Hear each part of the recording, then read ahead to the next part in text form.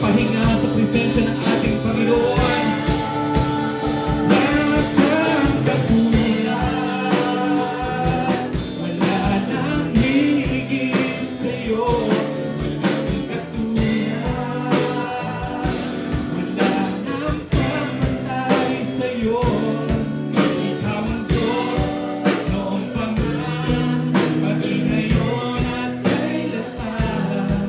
Sa hawak panahon, wala kang katulad. Sino po nagsasabing napakabuti ng ating Diyos? Amen. Walang katulad ang ating Panginoon na nag-alay ng kanyang buhay sa krus ng Kalbaryo. Amen. That's why, right now, meron po tayong pananampalataya at pag-alaala sa kanyang tinapos na gawa sa pamamagitan ng saro at ang tinapay. We're so grateful. We're so blessed. Dahil po, we commemorate every Sunday what Jesus has done on the cross.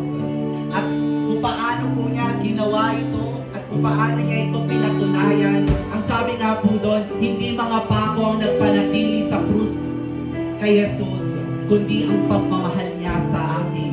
Dahil nakita ka niya, nakita ka niya na ikaw ay malaya na sa kasalanan.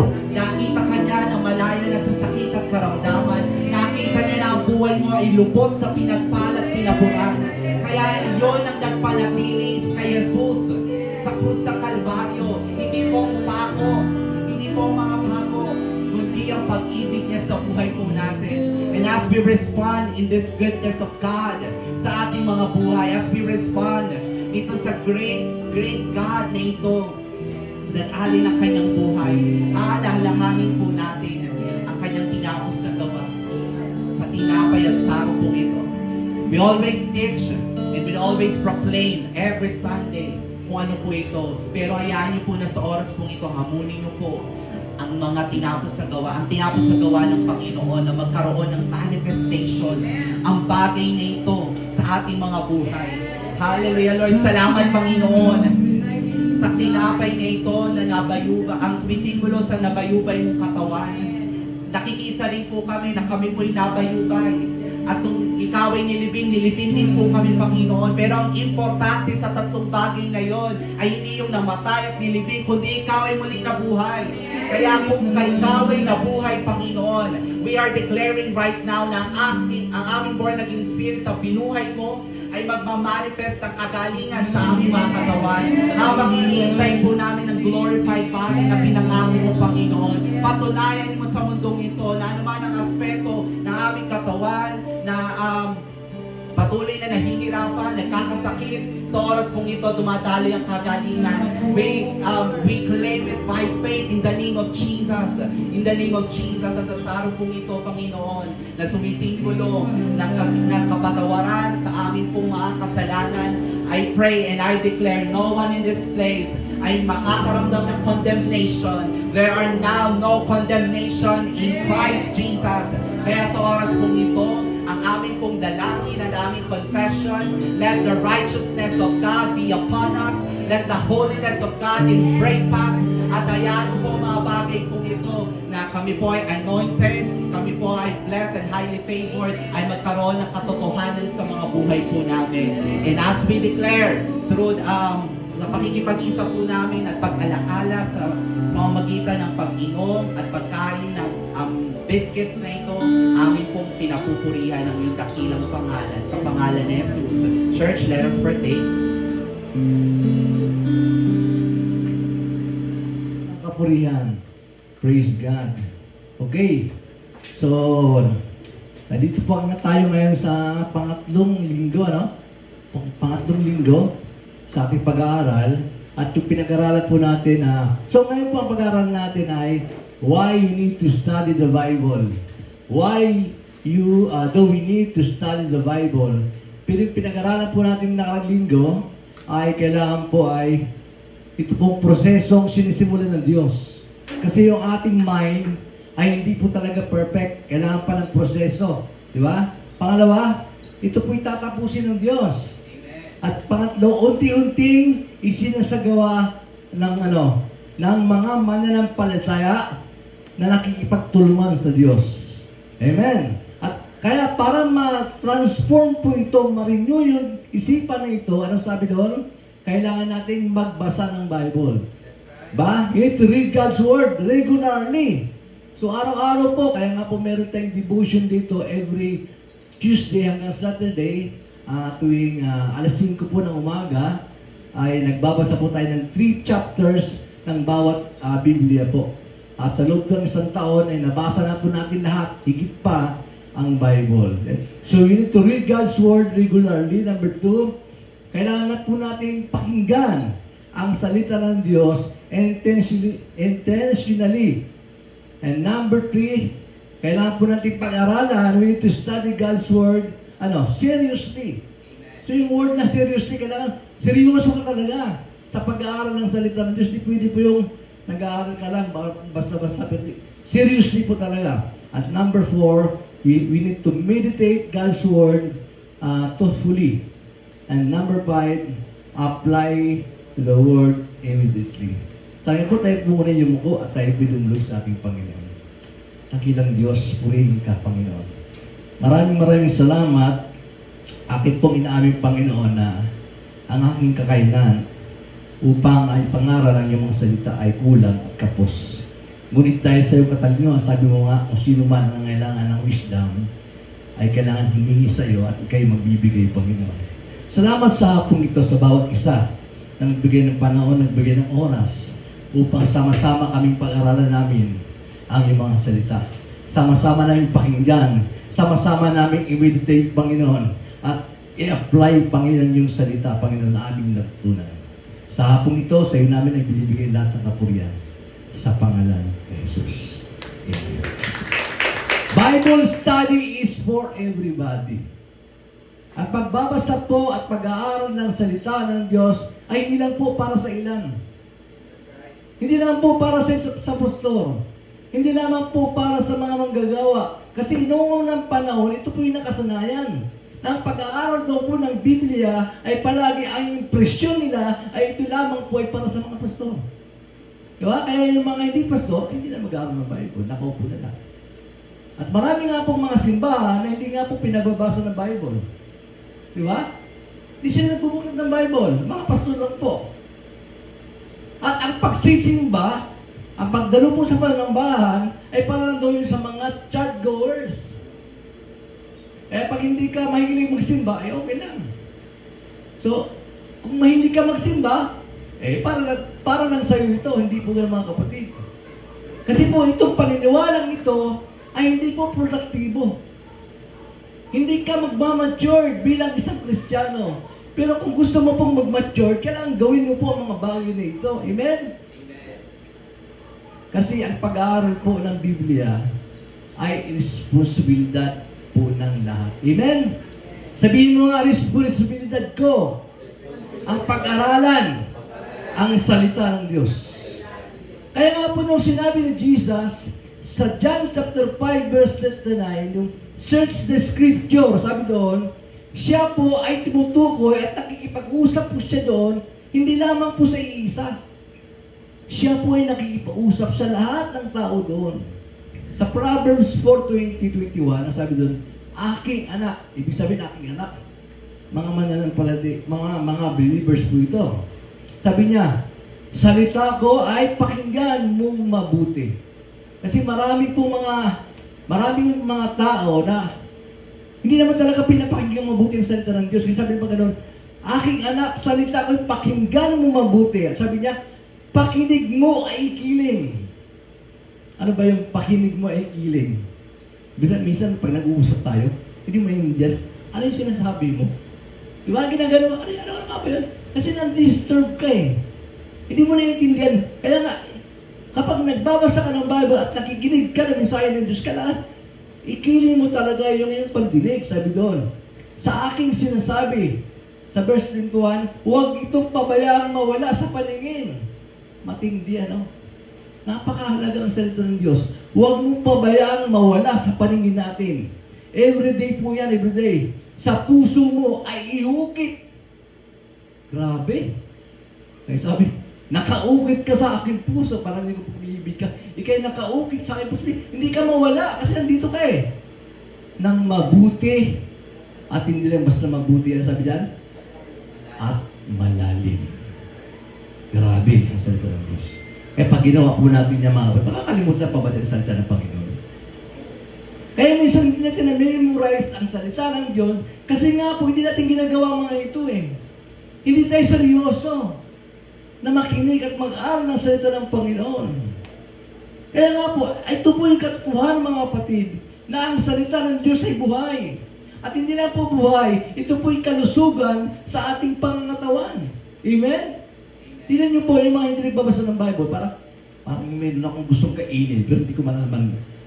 Parang pagod ako.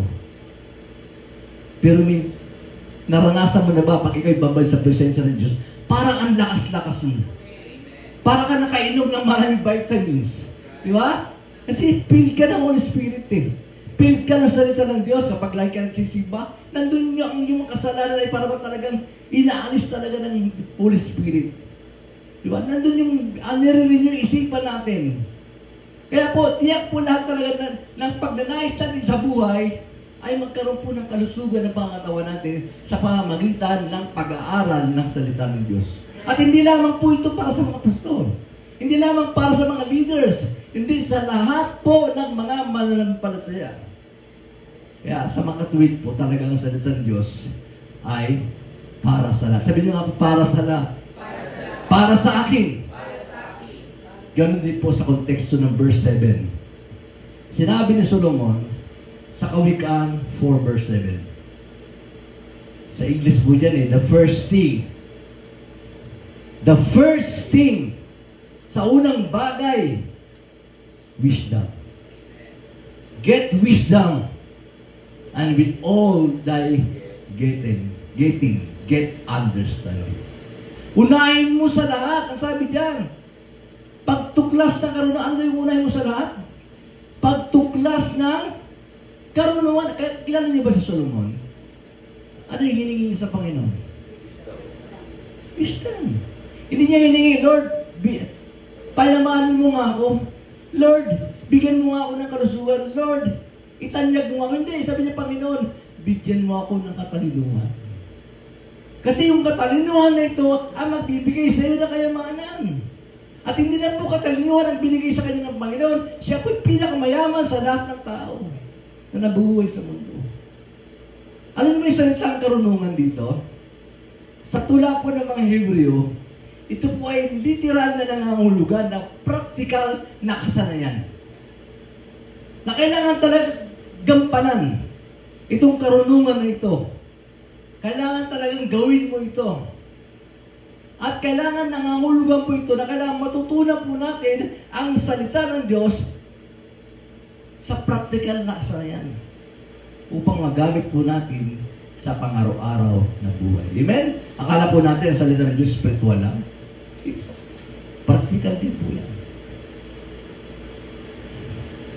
Take note po natin yung the word strong imperative. Ang sabi dyan, ano ba yung imperative? Pautos. Ano siya strong dyan na imperative? Get wisdom. Pautos yan Inuutusan tayo ng Diyos na kunin mo ang karunungan. Huwag palampasin. Ito po yung malakas na imperative na sinasabi ng Panginoon.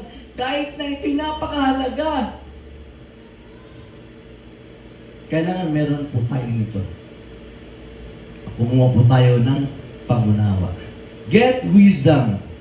Sa literal na salin po, kung kailangan po natin ibenta yung mga bahay natin, sino ba dito yung mga bahay? Sino ba dito yung mga walang bahay? O yung mga area natin, yung kotse natin, o ano man meron ka. Kung kailangan, ibenta mo yan para matuto ka ng karunungan, gawin natin. Why? Kasi kapag nalaman natin ang karunungan, mas pagkakaroon ka, makakabili ka ng mas malaking bahay. Makakabili ka ng mas maraming kotse. Mas makakabili ka ng, makakuha ka ng maraming pera. Kapag ito ay in-invest mo sa wisdom.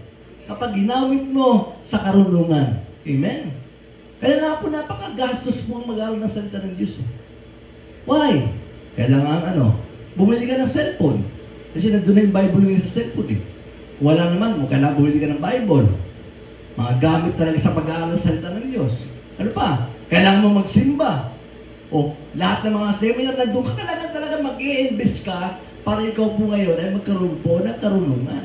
At kapag nagkaroon ka ng karunungan, sabi nga sa Joshua chapter 1 verse 8, ang aklat na ito'y huwag mong kalimutang basahin, kundi dilidilihin mo yun araw at gabi upang matupad mo ang mga nakasulat doon, sa gayon ikaw ay giginhawa at magtatagumpay. Amen? Amen. Araw at gabi po. So mga kapatid, kasi kung matuto po tayong magkaroon ng karunungan, lahat ng mga bagay po ay posible na. Amen. Kasi nga po nung Miyerkules, ako po ay merong bigatin. Doon ako umatin sa kabila dahil wala namang prayer meeting dito. May prayer meeting dito sa kabila. Sabi ko, pag-pray nyo nga, request ko kasi yan eh. Kailangan ko po ng financial bukas. Kailangan ko po ng 10K bukas. Gulat siya. Kala na nagbibid ko nga. Kailangan ko po ng 10K talaga. Emergency po. Hindi ko na sinabi kung bakit. Pero sasabihin ko na sa inyo.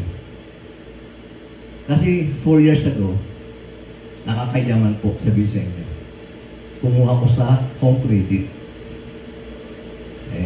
Nahulugan ko na siya ng 2 taon. Pagdating ng pandemic, wala na ako ng trabaho, hindi ko na nahulugan. So, nahabol na po ako ngayon ng home credit. At ako may tago ng tago. Siyempre, wala akong bayad eh. Nung nakarang araw, naabutan ako dito. At bago pala doon, nagkaroon na pala siya ng demand letter ba yun? Demand letter. Pero yun sinangguni ko na sa abogado natin. Wala naman daw po nakukulong doon, basta mabayad ka lang. Kaya lang, ayoko na po ng ganun kasi mapapahiya tayo eh. Diba, mapulang ba tayo, mga likod tayo ng Diyos? So ayoko na ng ganun. Gusto ko na rin bayaran. Kaya sabi ko sa kanya, Sir, halimbawa po, pag wala po ako pambayad, anong gagawin po ninyo? Mapipilit na po namin kayo talagang didemanda. Sabi ko, Sir, tatapalit ko na po kayo. Kung wala talaga akong pera bukas, demanda niyo na po ako. Kasi hindi ko alam talaga kung saan ako kukuha ng pera. Yun, ganun. Di gumawa ko ng paraan. Marami akong tinex. Tinex yung mga kapatid ko sa Canada. Yung mga kilala ko na may mga pera ko na talagang mayroong pera. Wala eh. Ngayon naman po, tinex sa akin. Kaibigan ko, Pastor, umuwi ng araw-araw lang. Pastor, tutama ako rin sa donut. Magdala ka ng helmet. Sinatik ko sa umbando. Binigyan ako ng $50. Nandiyan pa nga po yung dollar eh. Sinunta ko, mga 2.5 din to ah. Okay. Yung isa naman, nakaibigan ko sa Facebook, sabi niya, Pas, hindi kita mapapahiram ng 5,000, pero bibigyan na lang kita 2,000. Puro bigay, walang utang. So, padala niya Gcash. Yun namang babustati ko sa nilakdakan. Pinadala ko ng 1,000. So, sa madaling salita, hindi ko na po ikikwento sa inyo, yung 10K po, sumubro pa. Purihin na, naayos po yung aking ano. Kaya purihin po ang Panginoon. Kasi, tawag niyo pa, lumaki na po yung babayaran ko. Alam mo, total po nung babayaran ko sa tubo lang, ang nabot ng 50,389. Grabe. Pero sabi niya, Sir, bibigyan kita ng discount, 10K na lang po babayaran. Salamat. So, gano'n. Pero hindi ako nagbayad sa kanya. Doon ako talagang nagbayad sa akong credit. At nagkaroon pa po. Sumagot sa akin, salamat na bigyan siya sa pagbayad mo ganyan. So, nagkaroon talaga ng confirmation na legal talaga yung pagbabayad ko. Purihin po ang Panginoon. Kailangan na po wisdom talaga. At magtiwala ka sa Panginoon, di ba? Magtiwala ka lang. Ang karunungan po sa salita ng Diyos ay maaaring ito po yung magpayaman sa atin kaysa sa maaari nating isipin. Kasi sa ating isip, ay hirap eh, imposible. Pero sa isip ng Diyos, kaya niya. Diba? Tatang bagay na posible, ay posible po sa Panginoon. Mga kapatid, gumugol tayo ng oras. Umaaring kahit pera po, matutunan lang natin ang mga nakasulat sa salita ng Diyos na ang karunungan ay ito po ang magbibigay sa atin ng ano po. Una po sa ating kalusugan, pangalawa sa ating maging sa ating financial. Sabi nga po ng wisdom sa Kawikaan 8:18, ang yaman at karangalan ay aking pinataglay. Kayamanang walang maliw, kasaganaan sa buhay. Diba? May English ba ako nilagay dyan? Okay. With me are riches and honor, enduring wealth and prosperity. Amen. Praise God. Ang kapatid sa hapon ito ay tatalakayin po natin ang dahilan kung bakit ang lahat ng Kristiyano o mga anak ng Diyos ay dapat mag-aral ng salita ng Diyos. Kasi kalugihan po natin kapag hindi tayo nag-aaral ng salita ng Diyos. Kaya po binigay ng Diyos ang kanyang salita sa atin upang ating pakinggan. Ano pa? Upang ating mabasa, upang pagbulay-bulayan natin at papangaralan at pamamuhay natin ang tunay na pagpupala sa ating mga buhay. Amen. So start po tayo. Why we need to study the Bible? Number 1. Pero hindi ko po tatapusin ito kasi mahaba po ito. Meron po magtatapos nito. Serious po kasi ito. So why you need to study God's Word? Number 1. Because your relationship with God requires it. Dahil po ang relasyon natin na kasama ang Diyos ay kailangan po talaga na kailangan gawin po natin ito. God requires it. Why? Kasi ang una po, ang pinakadakilang utos po ng Diyos ay ibigin natin ang Diyos na higit sa lahat.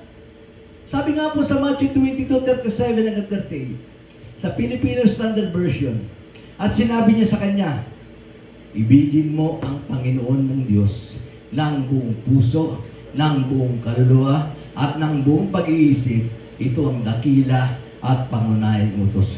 Pastor, ba't napunta tayo sa pag-ibig? March na po tayo ngayon. Ba't napunta tayo sa pag-ibig? Hindi nyo ba nakikita na kapag mahal mo isang tao, kailangan pagkilalanin mo? Di ba? Kasi ang pundasyon po ng pag-ibig ay kailangan may alam ka sa kanya, kilala mo siya. Kaya sabi dito, ibigin mo ang Panginoon mong Diyos ng buong puso. Hindi mo maaring ibigin ng totohanan ng isang tao kung hindi mo siya kilala. Paano mo mapaya nga kapag meron kang nililigawan, kinukuha mo ng pangalan niya, number niya, Facebook niya, anong trabaho ng tatay niya, lahat po, kinikilala mo siya, anong gusto niyang ulam, anong paborito niya, lahat po. Sapagat yung po ang tunay na pag-ibig. Hindi na puro-puro emosyon ito. Bagamat may kasama pong emosyon, hindi po puro emosyon. Ang tunay na pag-ibig ay diktado ng malinaw na pag-iisip at malinis po na damdamin at kilala mo yung taong iniibig mo. Sa makatuwid, para masabi po natin na tunay yung pag-ibig natin sa Kanya, kailangan kilala natin siya. Kilala niyo po ba ang Panginoon? Paano siya nakilala? Bakit ano ba ginawa niyo sa salita? Ano ba? May maraming kaparaanan eh. Di ba? Kaya alam po ng Diyos ang ganitong proseso. Kaya hindi niya po kinubuli yung sarili niya. Ipinakilala niya ng Diyos yung sarili niya upang makatugon tayo sa pag-ibig natin sa Kanya. Kasi Diyos yan eh. Paano maunawaan ng Diyos na nagkatawang tao? Eh, ang Israel nga po, hanggang ngayon, hindi naniniwala na si Jesus ay Messiah. Pero sabi sa verse 12, ngunit sinumang nanalig ay bibigyan ko ng karapatang maging anak ng Diyos. Di ba?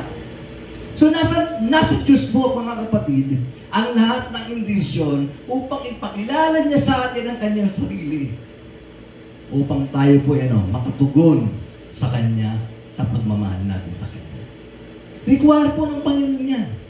Kaya nga po, pinahayag niya yung sarili. Una po, ipinahayag ng Diyos, God revealed Himself through nature. Sa pamamagitan pa lang po ng nature, ay pinahayag niya yung sarili niya. Kaya wala kang may dadahilan na walang Diyos. Hindi ko kilala ang Diyos eh. Nasa gubat ako nakatira eh. Walang nangaral sa akin doon eh. Pero sabi ng Biblia, At wala pong intensyon ng Diyos na ikumpli niya yung sarili niya. Ang nais ng Diyos, ipakilala niya sa atin ang kanyang sarili sa pamamagitan po ng kalikasan. Pag nakita niyo po yung kalikasan, ano makikita niyo? Ang galing nito paano kaya ginawa ito? Ibig sabihin, may gumawa na isang Diyos na makapangyarihan. Di ba? Kaya nga po sa awit 19 verse 1, ang sabi dyan, ang kalawalatian ng Diyos ay pinapahayag ng kalangitan.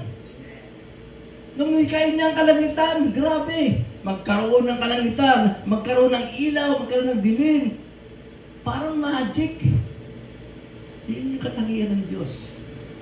Makapangyarihan sa lahat. Ang ginawa ng kanyang kamay, ipinapakitaan ng kalawakan. So, paano man po yung kanyang pag-uugali, ay nakikita po natin sa kalangitan.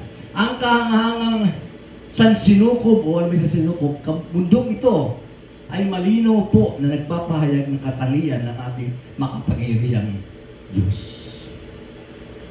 Kaya wala pong madadahilan ng tao. Wala tayong madadahilan eh. Bagamat hindi po tayo nag-aaral ng salita ng Diyos, pero pag nabasa, nakita natin yung puno, yung ibon, yung mga isda, lahat po ng mga nature po natin, makikita natin na meron talagang Diyos na lumalang. Kaya, doon sa mga tao na sasabing walang Diyos, posible. Tinan mo yung palad mo. Tinan mo po yung fingerprint mo. Walang magkakaparehas. Billions of fingerprint, pero walang nagkakaparehas. Di ba? Sino po gumawa niyan? Wala. Diyos lang po nakakagawa niyan. Romans chapter 1 verse 12. Isinulat ni Apostol Pablo sa Roma 1:20. Mula pa ng likay ng Diyos ang sanlibutan, ang kanyang hindi nakikitang kalikasan, ang kanyang walang hanggang kapangyarihan at pagka-Diyos ay maliwanag na nakikita at nauunawaan dahil sa mga bagay na kanyang ginawa. Sabi diyan, kaya ang mga gayong tao ay wala nang madaydayan. Amen. Malinaw po ang sabi niya, Apostol Pablo sa Romans 1:20. Wala tayong may dahilan kasi nireveal niya yung kanyang sarili sa pamamagitan po ng kalikasan. Tandaan po natin yan. Kalikasan. Number 2, o letter B. Nireveal niya yung kanyang sarili through Christ. Kasi nga Diyos siya eh. Maunawaan mo ba yung Diyos? Hindi po.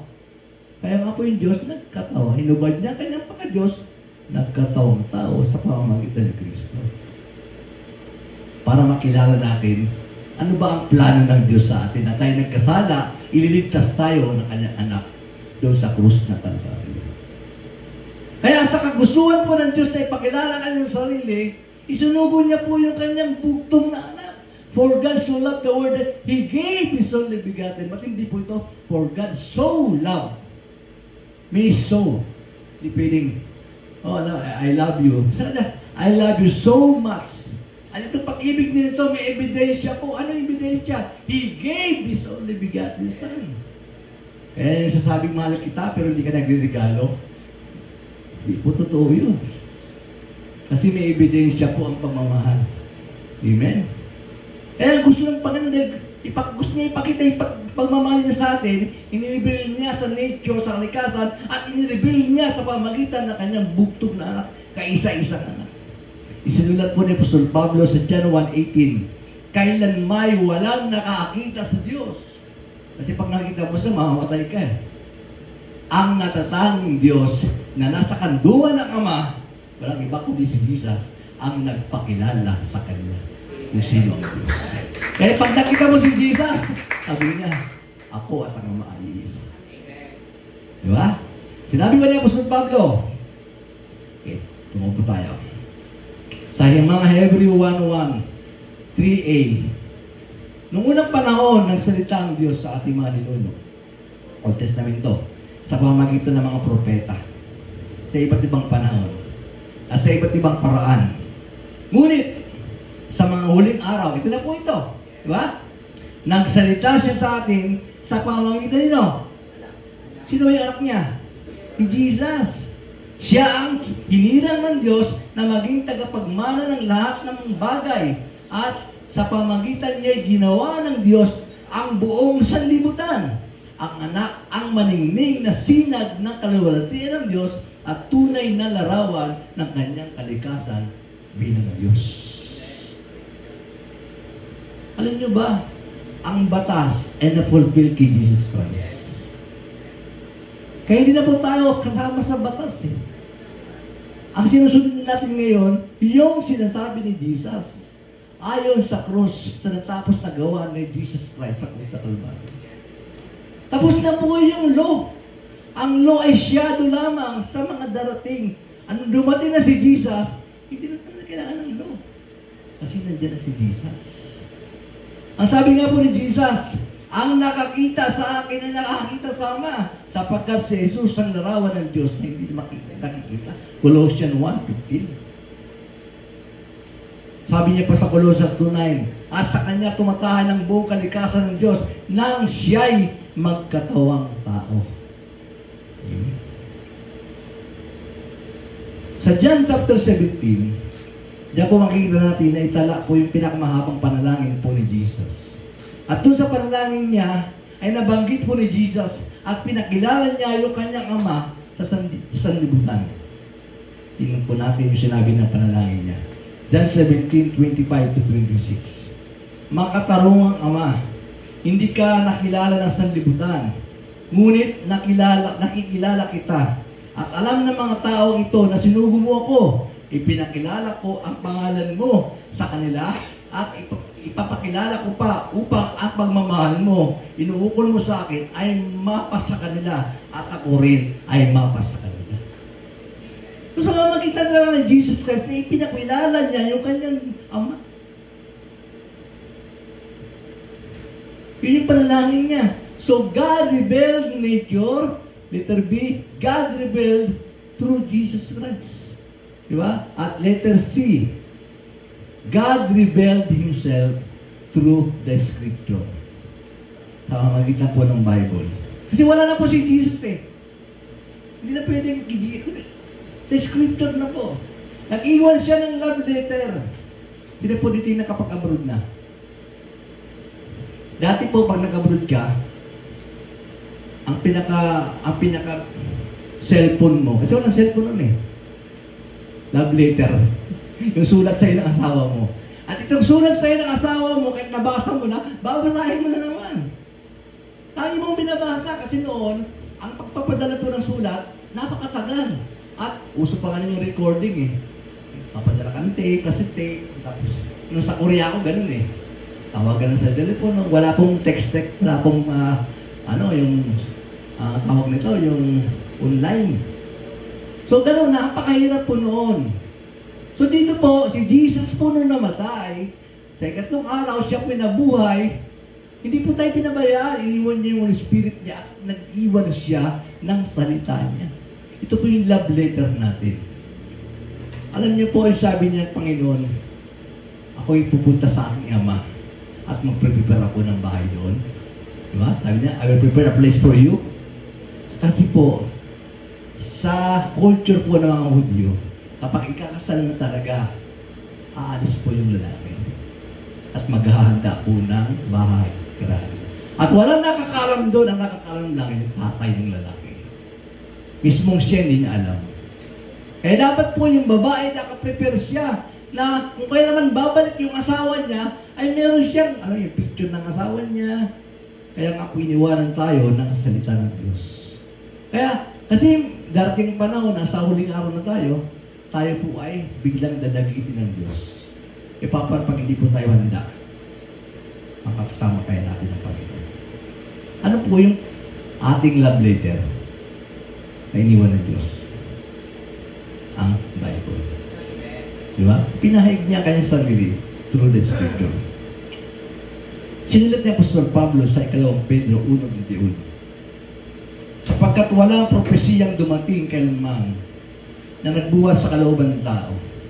Sa halip, nagsalita ang mga tao at mga bagay na galing sa Diyos nang sila'y nagpahayag sa ilalim ng kapangyarihan ng Banal na Espiritu. Di ba kapag gusto po natin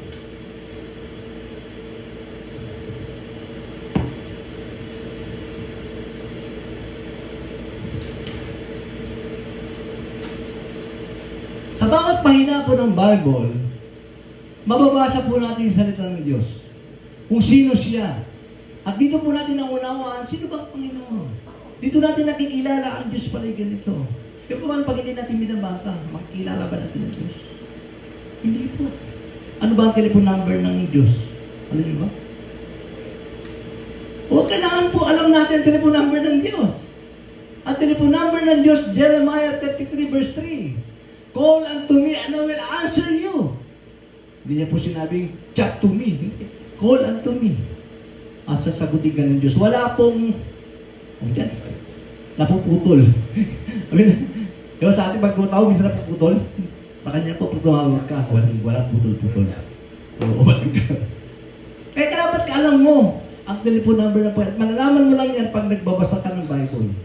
Ano ba ang katangian ng Diyos? Ang Diyos pala ay banal.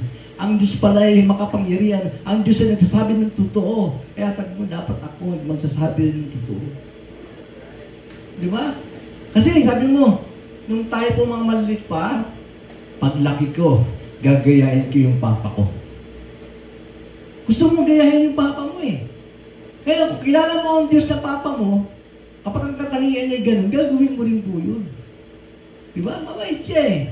Humble ang Diyos. Matapat ang Diyos. At nagsasabi siya ng totoo. Makapangyarihan ng Diyos. At siya po'y banal.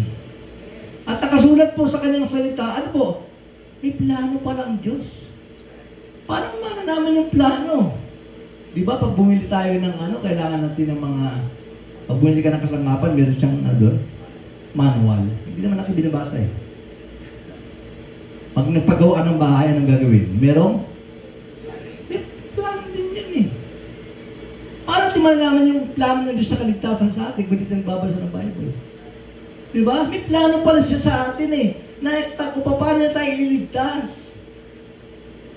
May plano siya sa bagong langit at lupa, sa kabilang buhay, may plano ng Diyos. Kaya kung gusto mong matuto na kahulugan ng salita, ano ang aklat pa kailangan mo? Hindi. Dictionary. Diba? Dictionary. Okay. Kung gusto mong matuto ng mapa ng iba't ibang bansa, ang kailangan mo?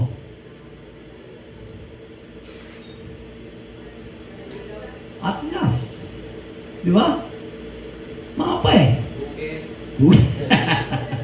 Dati kasi ganun. Kung gusto mong matutunan yung mga prinsipyo po, mga rudiment po ng mathematics, ano po kailangan natin ang gamitin? Aklat ng arithmetika. Ha? Kung gusto mong malaman ng isang bagay sa science, anong dapat basahin ng libro? Encyclopedia. Makakatulong sa atin yun. Kaya ang ibig sabihin po dito, sa bawat larangan po ng kaalaman ay mayroon po aklat na kailangan natin basahin. Ngayon, kung paano gusto mong malaman na patungkol sa Diyos, ano babasahin mo? Alam mo, kung gusto mong malaman, basahin mo TikTok. Diba? Nakaselfon tayo lagi. Ang Biblia po ay hindi naglalaman ng lahat tungkol sa Diyos. Kasi mas malaki ang Diyos kaysa sa Biblia. Hindi lahat po nakatangian ng Diyos ay sa Biblia. Tapos ang Biblia kung sino ang Diyos. Pero kung ano yung nandyan, yan ay binigay ng Diyos para sa atin. Ha? Kaya nga po sa David sa Jeremiah, Deuteronomy 29 verse 29. Ang mga lihim na bagay ay pang-aari ng Panginoon, nating Diyos. Ngunit ang mga bagay na yaon ay niyayag ay pag-aari natin at ng ating mga anak magpakailanman upang magawa natin ang lahat ng salita ng batas nito. The sacred things belongs to the Lord our God. But those things which are rebelled belong to us and to our children forever, that we do all the words of this law. So ang Bible, belongs to us, pero yung nasa Bible, huwag mo nang hanapin yun. Saan magaling yung asawa na ganito? Di ba? Saan lugar ba? Ba't na wala naman sa Biblia? Secret things na po yun eh. Pero yun po talaga yung nangyari. Huwag na po natin alamin. Alamin po natin paano ba tayo maliligtas. O ano po yung mga bagay na sikreto?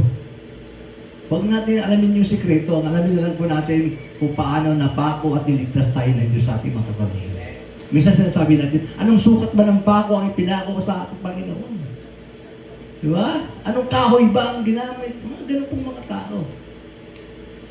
Ang lihim ay para sa Diyos. Mga bagay na hayag ay para sa atin.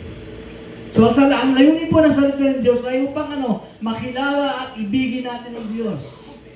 So, ano po ang katumbas nito? The basic equation po, knowing God equals loving God. Kapag nakilala mo na siya, then, pwede mo na siyang mahal. Kasi mahirap po. Nandito tayo, gusto mong mahal ng Panginoon, hindi mo naman siya kilala. Hindi ka naman nagbabasa ng Bible. Paano ka naman magbabasa ng Bible? Wala kang Bible. Pag wala kang Bible, umuwi ka sa bahay nyo, ibenta mo yung bahay nyo, bumili ka ng Bible. Wala kang cellphone eh. So, bumili ka ng cellphone para magkaroon ka ng, makapag-download ka ng Bible. May cellphone ka nga, hindi naman Bible ang naka-download, puro mga TikTok, puro mga Reels. Di ba? Kaya kapag kilala mo ang Diyos, ibigin mo na ang Diyos. Kapag ito po yung una at pinakadakilang utos, ibigin ang Diyos. At magagawa lang po natin ang mga bagay na ito kapag kilala natin ang Diyos. Makikilala po natin mga kapatid ang Diyos kung magbibigay tayo ng panahon at pag-aralan ang salita ng Diyos. Huling verse po na babasahin natin sa 2 Peter 3:18. Anong gagawin po natin? Application po ito. Kundi lumago sa biyaya at kaalaman ng ating Panginoon at tagapagligtas na si Jesucristo. Sa Kanya ang kalawalatian, po ngayon at hanggang sa araw na kawalan. Lumago tayo sa biyaya. Sa paano po? Kaalaman ng ating Panginoon. So sabi din sa ating mga pag-aralan, must read the Bible regularly. Must hear the Bible. Study the Bible seriously. Diba? Meditate. Then, pag nalaman mo na lahat yun, you must apply it. Ganun po. Para tayo po ay hindi po manatiling banso. Hindi po na manatiling tagabutas lang ng upuan dito. Gusto niyo ba maging baby tayo magpakailanman? Hindi po. Kailangan po ang isang anak ng Diyos ay lumago sa pananampalataya at biyaya ng Panginoon. Ibo, maraming salamat. Si Diyos po at